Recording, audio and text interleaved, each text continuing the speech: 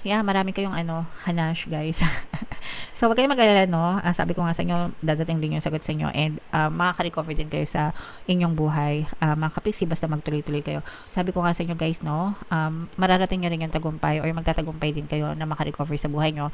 Basta nagsisikap at nagtsatsaga kayo at saka meron talaga kayong determinasyon, mga kapiksi. Kasi pag may determinasyon kayo, parang mababalik din kayo sa, parang, kasi right now guys, nararamdaman ko yung demotivation, no? Ibig sabihin, demotivated, as in very low energy, walang gana, ganyan. Pero mapapalitan din yan kapag na luminaw na yung isip nyo, ganyan.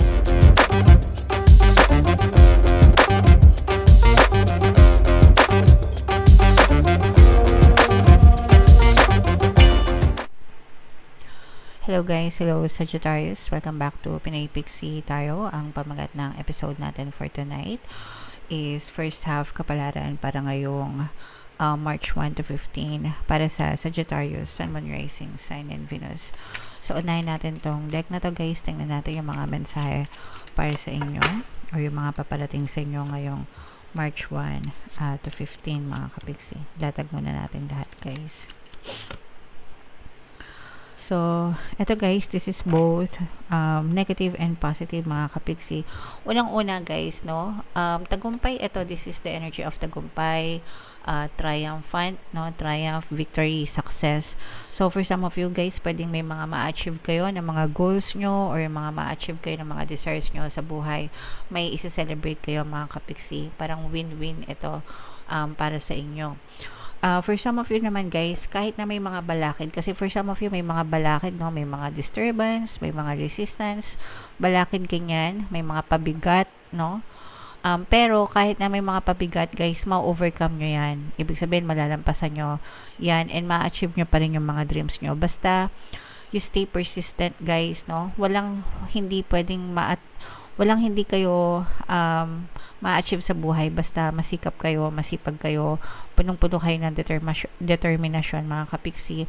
Tapos sabayan nyo pa siya ng pagdadasal, affirmations, and of course, positive mental diet. Kapag kayo talaga ay ginawa nyo mga kapiksi, kahit ano pang balakid, kahit gaano kahirap, kahit na hindi madali guys, malalampasan nyo yun, ma-overcome yung mga hurdles na yun, and eventually mararating nyo rin yung tagumpay mga kapiksi. So don't ever give up guys.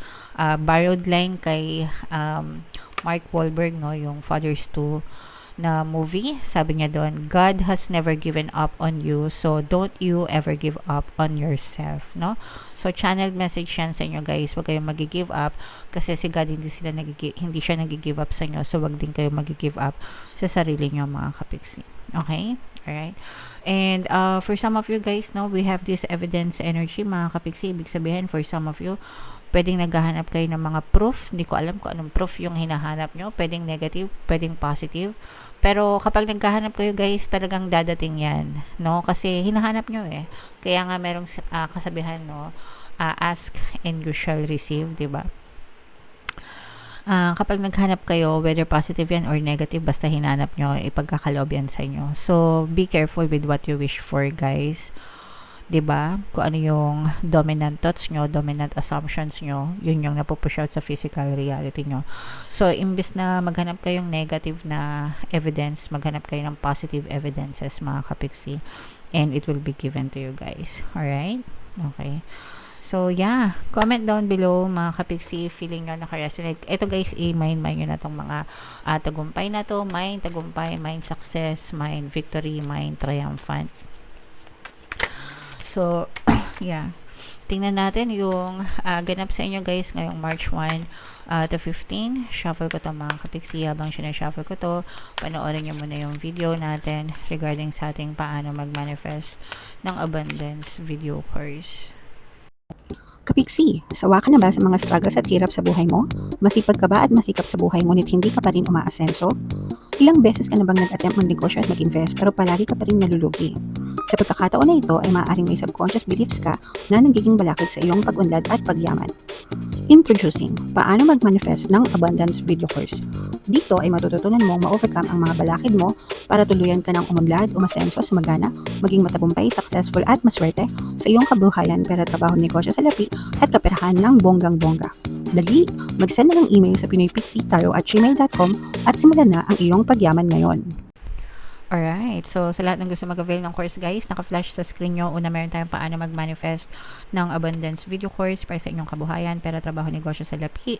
Meron din tayong paano mawala ang third party at magkaroon ng harmonious na relationship. And meron din tayong email coaching, manifest your desires using the law of attraction. So sa mga interesado guys, mag-send lang kayo ng email sa pinoypixietarot@gmail.com.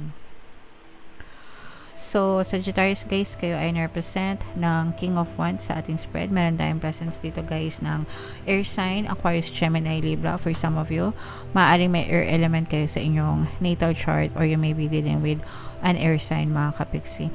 So, dito guys, meron kayong hinahanap. Kaya siguro itong mga evidences na to guys. Pero medyo na-stuck kayo, hindi nyo alam kung paano. Parang na-stuck kayo sa isang sitwasyon, mga kapiksi, and parang naghahanap kayo ng paraan para makalabas dyan sa sitwasyon na yan. And parang marami din kayong agam-agam guys, no? Ibig sabihin ng agam-agam, parang tinatanong nyo yung sarili nyo, anong nangyayari sa akin or bakit nangyayari sa akin to, anong dahilan, parang mga ganun, parang you're always asking for reasons kung bakit nangyayari sa inyo yung mga bagay-bagay. And eventually guys, no, malalampasan nyo rin itong sitwasyon na to kasi magkakaroon din kayo ng clarity, parang bibigyan kayo ng malinaw na proof ni universe na ito yung reason kung bakit yan nangyayari sa inyo. So you will learn your lessons and parang from then on, marirealize nyo.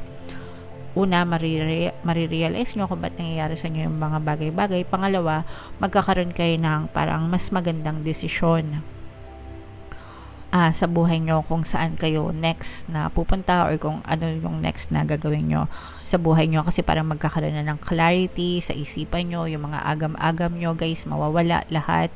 Okay? And pwede rin na magkaroon kayo ng parang mas malinaw na plano on what to do next sa buhay nyo. Kasi ngayon parang yung iba sa nyo guys, parang feeling ko you feel lost, no? Ibig sabihin parang naliligaw kayo. Yung iba sa nyo pwedeng parang demotivated ba? Comment down below guys if naka-resonate kayo, no? Parang wala kayong gana, nade-demotivate kayo. Yung iba parang sinasabi nyo sa sarili nyo na kahit anong gawin ko, wala nang pag-asa yung buhay ko. Yung mga ganon guys. O kaya naman parang kailan ba ako aasenso? Kailan ba ako yayaman? Kailan ba ako sasagana? Yung mga ganon. So, yeah, marami kayong hanash guys. So, wag kayong mag-alala, no? Sabi ko nga sa inyo, dadating din yung sagot sa inyo and makaka-recover din kayo sa inyong buhay. Mga kapiksi, basta magtuloy-tuloy kayo. Sabi ko nga sa inyo, guys, no? Mararating nyo rin yung tagumpay or magtatagumpay din kayo na maka-recover sa buhay nyo. Basta nagsisikap at nagtsatsaga kayo at saka meron talaga kayong determinasyon, mga kapiksi. Kasi pag may determinasyon kayo, parang mababalik din kayo sa parang kasi right now guys nararamdaman ko yung demotivation, no? Ibig sabihin demotivated as in very low energy, walang gana, ganyan, pero mapapalitan din yan kapag na luminaw na yung isip nyo, ganyan, no? Nagliwanag na yung isip nyo, parang mababalik din yung motivation sa inyo guys and parang gaganahan ulit kayo sa buhay nyo. So antayin nyo lang yun, mga kapiksi. O kaya naman wag na kayo masyadong magpa-apekto guys sa mga nega, no? And just focus on positive, no? Para mabago yung buhay nyo. May mga unexpected, eto guys, ayan, sinasabi natin, unexpected turn of events, no? Magbabago, kumbaga parang mag-u-turn kayo from demotivated to motivated guys, para magbubukas. Sabi ko nga sa inyo guys, no, ibibigay sa inyo ni universe yung mga sagot sa mga tanong nyo. And dahil dito, parang magliliwanag yung isip nyo, mga kapiksi, at saka parang magbubukas ng maliwanag, no? Yung pintuan ng mga kasagutan sa mga tanong nyo. Guys, magkakaroon ng magandang progreso pagdating sa kaperahan kayo, mga kapiksi, no? So, maging handa kayo sa pagtanggap or pag-receive ng mga blessings.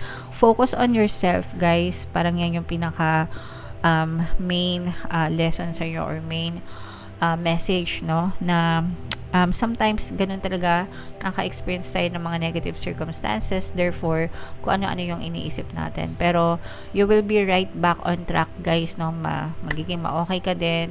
Sa mga kapiksi natin na nagdadala sa mga problema, just tell yourself guys, this too shall pass, lilipas din ito, okay? And magiging ma-okay din ang inyong buhay.